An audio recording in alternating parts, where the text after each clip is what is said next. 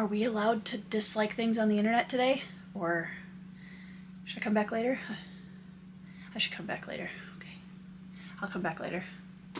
Hey friends, welcome back to my channel. It's Tori. Today, we're going to be talking about fantasy series that I have either DNF'd or have no intention of reading. I actually think that this kind of topic is as important for my audience and me as me talking about my favorite series. So we're gonna do it, and we're gonna see how many fandoms I can wildly offend in the next however many minutes it takes me to do this video. Now there are a couple series on this list that I'm sort of in limbo with, where I'm not 100% convinced that I won't get to them, or there's some caveats with that, or I'm skipping part of a series. We'll get to that. But let's get started with series number 1. Now this is one that I'm really waffling back and forth on, and I'm open to you guys' thoughts and comments down below this video as you're watching, because I'm really struggling with this one.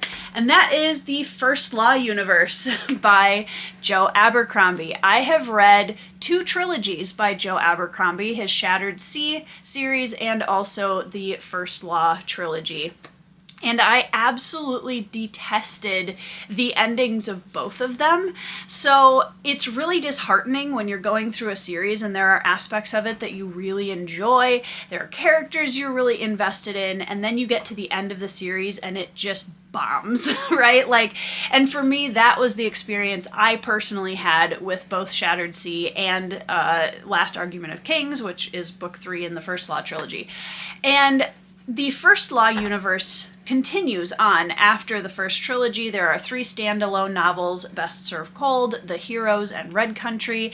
And I have heard so many people talk about The Heroes specifically as a book that they think I will absolutely love. Now, the other thing I've heard is that I really should read Best Served Cold before I read The Heroes.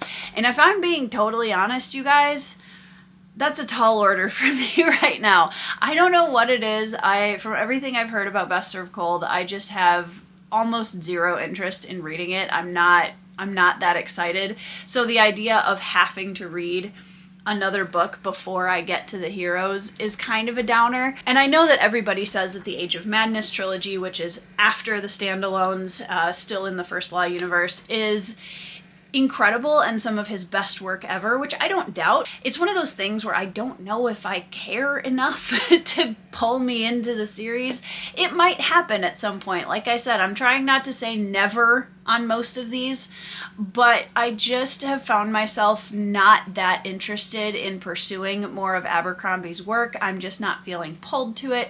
I do want to read The Heroes, and it would be lovely if I could just pick up The Heroes and read that. We'll see. This is one of the ones where I'm kind of in limbo about. I don't know if I'm going to pursue it or not. I'm still kind of on the fence with that one. So I would be very interested, for those of you who are familiar with the First Law universe, is it incredibly imperative that I read Best Served Cold before going into The Heroes? And also, for those of you that know my reading taste, how likely is it, do you think, that I will enjoy moving on in the First Law universe? Because at this point, I don't know. Let's go to one that has the record of being the fastest series DNF I have ever had.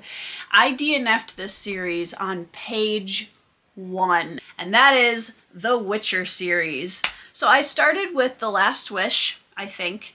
It's been a while now. I should look at my Goodreads again to check, but I'm pretty sure it was The Last Wish. And the opening sequence is literally on page 1, an incredibly male-gazy wish fulfillment spicy scene. And I was just like, it's just not the kind of energy that I'm interested in reading right now. And I don't know, the whole world of the story, I feel like my expectation of The Witcher is that it's going to be really heavily focused on the monster hunting aspect, and I've heard that that's not necessarily the case. And I know, again, that it's a very beloved series, and that there are different reading orders and all of this stuff. I'm not that interested in this series, if I'm being totally honest with you guys, and based on what I read in the first couple of pages, that's kind of content that I'm just not interested in reading, and I don't find engaging, I guess. So The Witcher is one that I DNF'd very, very quickly and just had no interest in continuing. I really have little to no interest in pursuing it. And, you know, part of the problem with this, you guys, and you'll hear me say this several times throughout this video, is that there are so many books.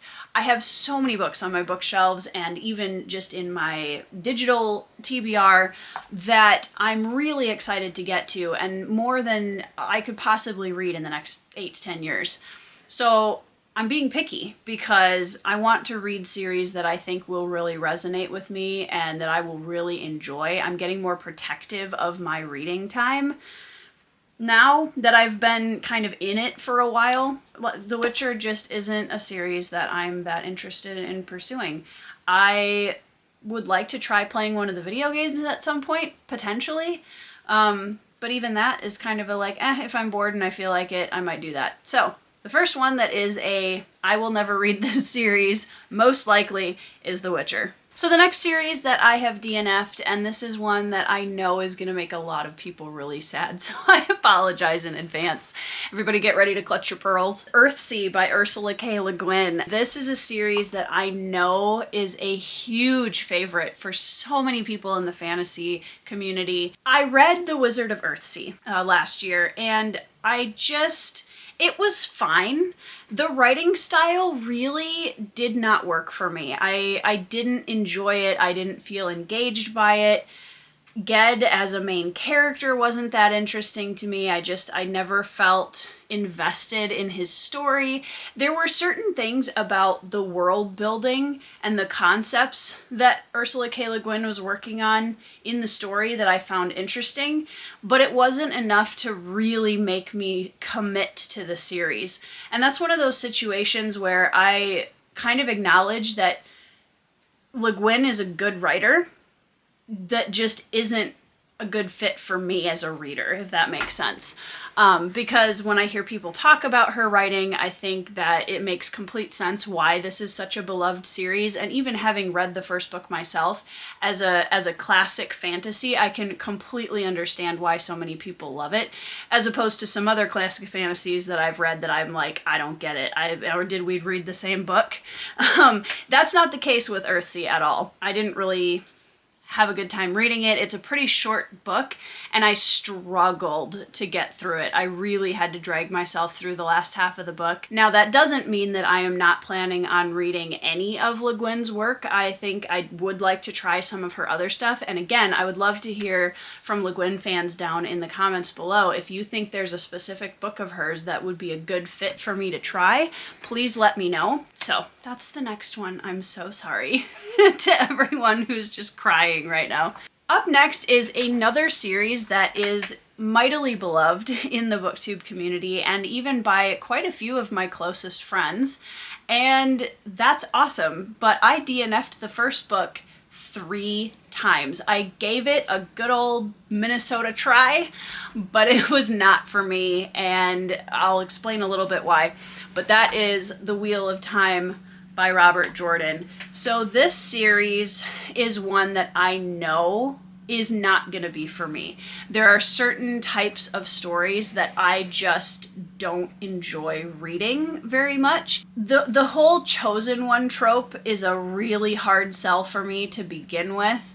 And also, when you have that classic fantasy start where you have a young boy with a sword in a village and there's those kind of books have to work 10 times harder to capture my attention than books that don't start with that trope, because the classic farm boy is amazing with a sword because is not something that I enjoy reading. I feel like I've seen it done so many times, and that's not to say that there can't be a fresh take on a chosen one trope. I've read books in the last few years that I think did a really good job doing something fresh and more interesting with the chosen one trope, and obviously Wheel of Time is a big inspiration for a lot of those writers. The idea of committing to a series that long and that chunky with so many supposed slogs in it, this is one of those series where people tell me, oh, just wait till you get to book like 6 or 7. I don't know if those are the right ones, but it's usually up there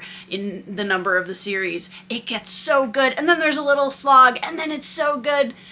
That's great, but that doesn't really make me excited to read it because those are big books, and again, I'm guarding my time a little bit more carefully, and a series that big, I really want to feel invested in order to commit to reading that many books in a big series.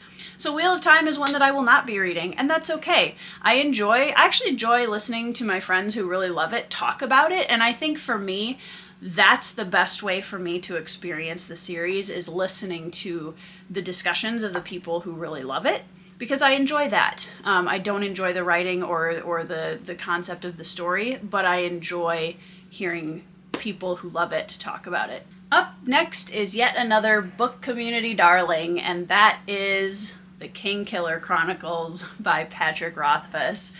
So this actually doesn't have anything to do with the fact that it's been so long since the next book was supposed to come out in the series.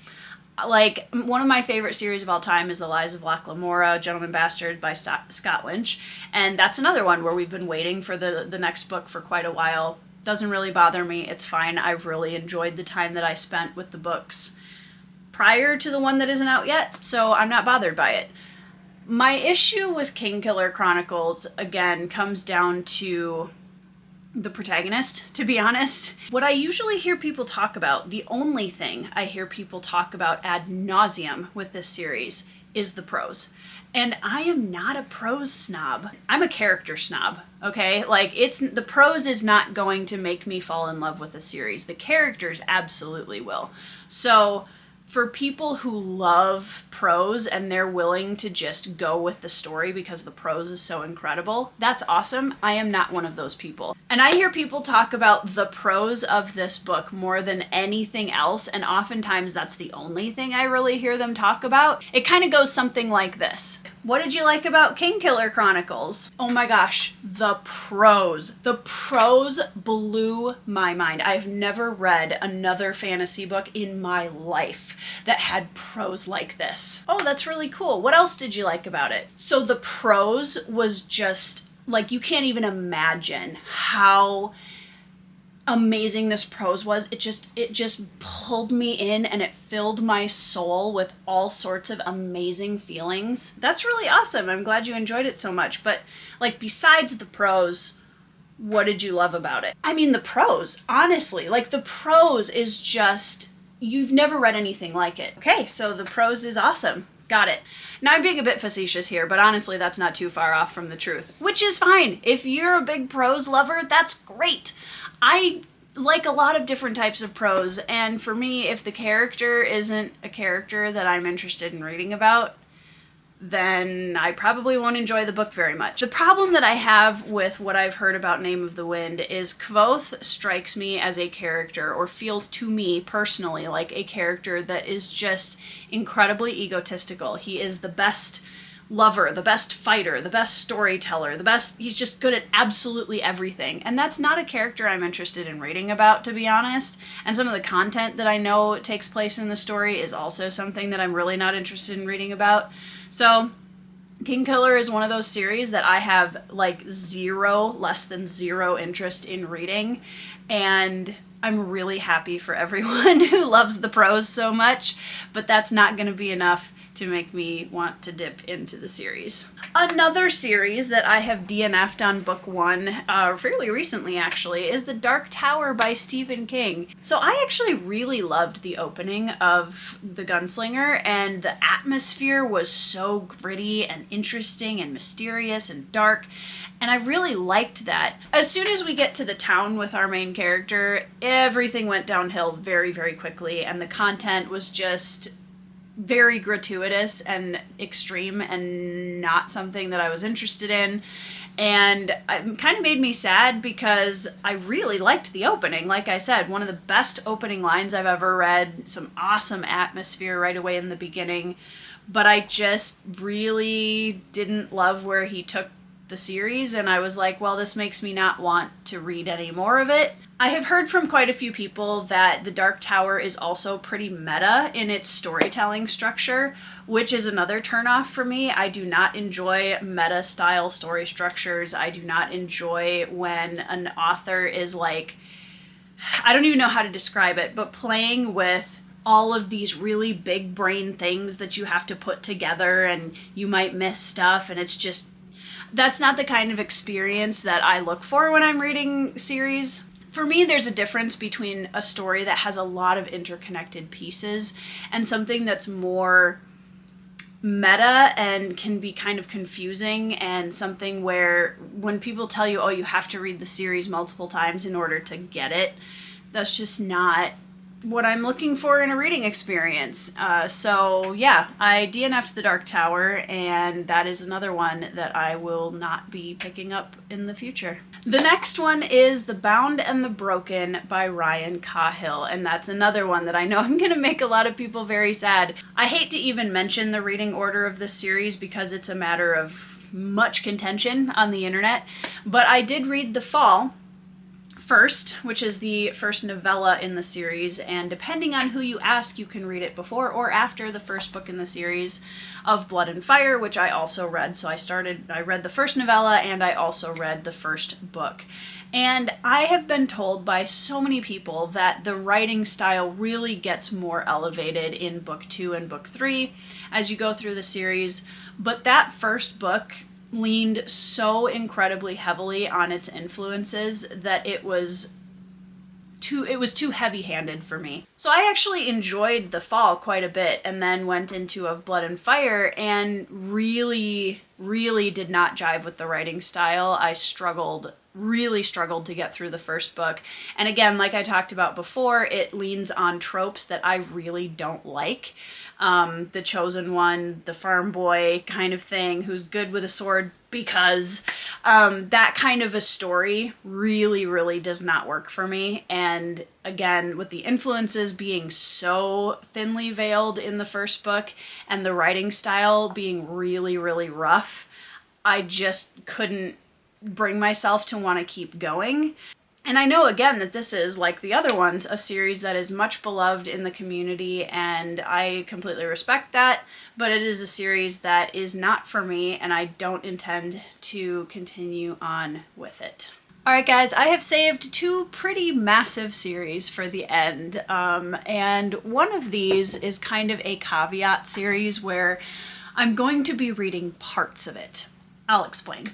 So let's start with Realm of the Elderlings by Robin Hobb. Now, I read the Farseer trilogy, which is the first trilogy in the Realm of the Elderlings, a few years ago, and really enjoyed it. Last year in 2024, I prioritized reading the Live Ship Traders, which is trilogy number 2 in the series. And I read book 1, and most of you already know this, but I did not have a great time. And I really disliked it. I felt so drained by the first book in that series. I did an entire video about why I disliked the reading experience and talk a lot more in detail about what specifically in the book really put me off. And nobody was more surprised than me, to be perfectly honest. I was prepared to love the Live Ship Traders. It was to the point where I questioned if I even wanted to continue reading any of the Realm of the Elderlings, even though Live Ship Traders takes up with a different cast of characters than the Farseer trilogy did. After talking to some friends who are big fans of Realm of the Elderlings and doing a little bit of soul searching on my own, my current plan is that I'm going to be returning to Realm of the Elderlings this year with my priority series of The Tawny Man, which is trilogy number 3. My current plan with this is to read the Fitz and the Fool focused books, and that of course is the Farseer trilogy, Tawny Man trilogy, and the Fitz and the Fool, which is the final trilogy of the series. So when it comes to the Rainwild Chronicles, this is a quartet of books typically read, I think, in between Tawny Man and the Fitz and the Fool final trilogy. I don't feel very drawn to this quartet. I know enough about it to feel like it's probably not going to land with me very well, and also because it continues some of the storylines that we met in Live Ship Traders, and I just don't really feel like it. So my current plan, and I know this is really going to make a lot of Realm of the Elderlings people clutch their pearls, But my current plan is to read the 9 books that focus on the Fitz and the Fools story, and potentially maybe go back to the other series at some point. I would say Live Ship Traders is very unlikely at this point, and I would honestly say the Rainwild Chronicles are not very likely for me to read either. So that is the current plan with Realm of the Elderlings. I'm not going to DNF the entire series because I did really enjoy my time in the Farseer trilogy, and I want to continue with Fitz and the Fool's story, and I look forward to the emotional distress of those books more because I think it's going to hit in a very different place than the Live Ship Traders went off the rails for me. So if you want to know more about my thoughts on Live Ship Traders, go ahead and watch the Ship of Magic video that I put in the cards earlier, and also you can watch me discuss Ship of Magic with my very good friend Derry from Derry's Read It Before up here. She is a huge fan of the Realm of the Elderlings and has read all of the books multiple times, and we had a lovely conversation about our opinions of the series. So if you want a little bit of a kind of contrasting opinions look at Ship of Magic, why I disliked it, why Derry loves it, feel free to go watch that. And that brings me to the final series on this list, and this is one that probably won't surprise some of you who've been watching my progress with it the last couple of years. This final series really does hurt my heart, and it's something that I've really struggled with and gone back and forth on many times in this last year or two. When I started reading fantasy on Booktube, this was one of my favorite series. It kind of opened a lot of doors into adult epic fantasy when I was very new to the genre still. And the first 2 books in this series still, I loved the experience I had reading them. After that, the series really went downhill quickly, and that is the Stormlight Archive by Brandon Sanderson. So Way of Kings and Words of Radiance were huge favorites of mine when I read them. I really loved the character arcs. I was very invested in the series and wanted so much to see what Brandon Sanderson was going to do with the characters in the world that he created. Oathbringer did not land for me very well, especially in the second half and the ending. I felt like it was a hugely missed opportunity to bring certain storylines out in a way that would have been a lot more intense and meaningful. Oathbringer was the first one where I felt like it was just long and belabored. I didn't have as good of a reading experience with it. It took me a lot longer to get through it. And then I read Rhythm of War, which really killed a lot of my enthusiasm for the series as a whole. And there were certain choices made with a particular character arc between, honestly, through the whole series, but especially between Oathbringer and Rhythm of War that really, really made me upset. And I'm going to talk more about that in a different video, specifically about that character and some of the mental health representation that is shown in those 2 books. But that's not for today's video. But Rhythm of War really, really was not a fun read for me. And the way that Brandon Sanderson started taking the series and the way that he was focusing so heavily on his magic system and concepts and leaving the characters as these kind of shells of themselves, they felt very much like vehicles for plot. They felt like Brandon Sanderson had some things to say and the characters were just kind of talking heads a lot of the time in Rhythm of War. And that really bothered me. There were so many issues I had with Rhythm of War, so many. And I just had no interest to keep going. And when Wind and Truth came out, everything I've heard about it so far tells me that I made the right choice to just set it to the side.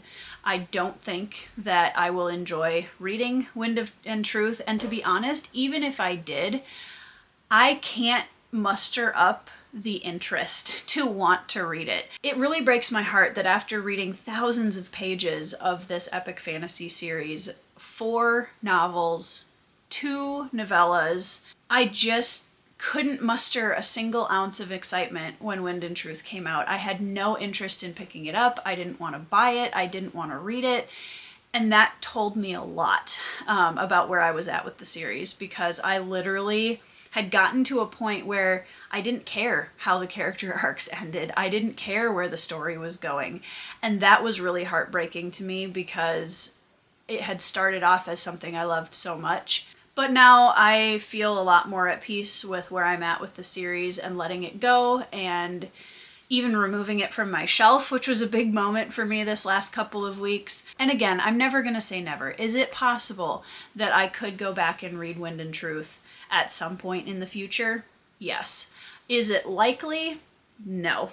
I think the story and the Cosmere in general has gotten to a point that I just am not interested in what it's becoming anymore. I am okay with letting it go and putting my energy and attention into other series that I am really enjoying. That is my official list of books. There are some other ones on the side of series that I'll probably never read, but that's kind of the main overview of series that I've either DNF'd or decided not to read. I would love to know down in the comments if there are series that you have decided are not for you, you've DNF'd after however many books, and if there's any of the series on this list that you are really surprised to see here. So if you enjoyed the video, please leave a like and subscribe, and if I deeply offended you by having one of your favorite series on this list, I am really sorry, but I hope we can still be friends. And I hope you're having a fantastic week and that your next favorite series is just around the corner. See you guys in the next video.